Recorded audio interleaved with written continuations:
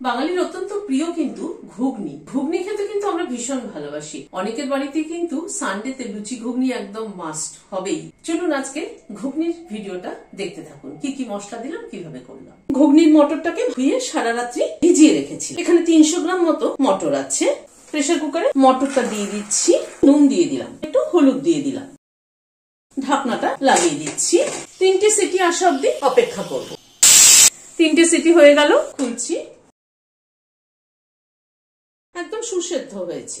একটা মশলা তৈরি করে নেব। 3টে শুকনো লঙ্কা দিলাম, একটা তেজপাতা দিলাম, মিডিয়ামে রেখেছি। এখন ফ্লেমটাকে হাই ফ্লেমে করলে পরে কিন্তু মশলা পুড়ে যাবে। শুকনো লঙ্কাটাকে মিনিট খানে রোস্ট করে নিলাম। 2টো দারচিনির টুকরো দিচ্ছি, 3টে এলাচ দিচ্ছি, 3টে লবঙ্গ দিয়ে দিলাম, 1 চামচ জিরে দিলাম, 1 চামচ ধনে দিলাম, 1 চামচ মৌরি দিলাম।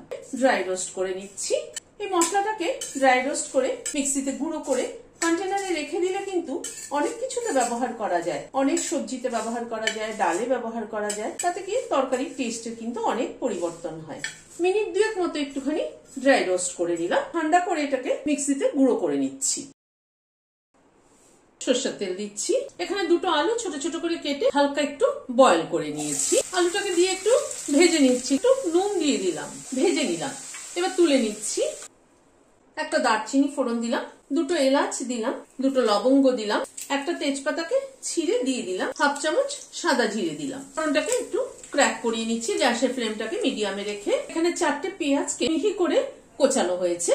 পেঁয়াজটাকে মিনিট খানেক একটু নাড়াচাড়া করে নিলাম। 8-10 কোয়া রসুন আর 4টে কাঁচা লঙ্কা পেস্ট করে নিয়েছি।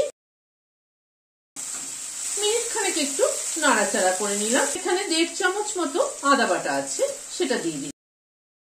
হলুদ দিয়ে দিলাম 1 চামচ, রোস্টেড ধনের গুঁড়ো 1 চামচ, কাশ্মীরি লঙ্কার গুঁড়ো 1 চামচ, নুন দিয়ে দিলাম 1 চামচ। সবকিছুকে দিয়ে নাড়াচাড়া করে নিচ্ছি। এখানে 3টে টমেটো চপারে চপ করে নিয়েছি। টমেটোর সিডটাকে সরিয়ে খালি খোসাটা দিয়ে আবার একটু কষিয়ে নিচ্ছি। প্রায় 4-5 মিনিট সময় ধরে মশলাটাকে কষিয়ে নিলাম। এবার মটরটাকে দিয়ে দিচ্ছি। এই মিনিট 2-3 একটু কষিয়ে নিলাম। আলুটাকে অ্যাড করে দিচ্ছি। মটর সেদ্ধর যে জলটা সেটা দিয়ে দিলাম। গরম জল অ্যাড করে দিচ্ছি। এবার একটু ফুটতে দেব। 1 চামচ চিনি দিয়ে দিচ্ছি। ভাজা মশলার গুঁড়োটা করেছি, সেটার থেকে 1 চামচ আরো 1/2 চামচ মতো দিয়ে দিলাম। লাস্টে 1 মুঠো ধনেপাতা কুচি ছড়িয়ে দিলাম।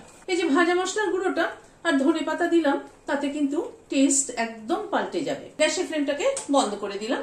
ঢেকে দিচ্ছি স্ট্যান্ডিং টাইম 5 মিনিট। রেসিপিটি যদি ভালো লেগে থাকে তাহলে একটা লাইক এবং সাবস্ক্রাইব করার অনুরোধ রইল। আজ তাহলে এখানে শেষ করছি। নমস্কার।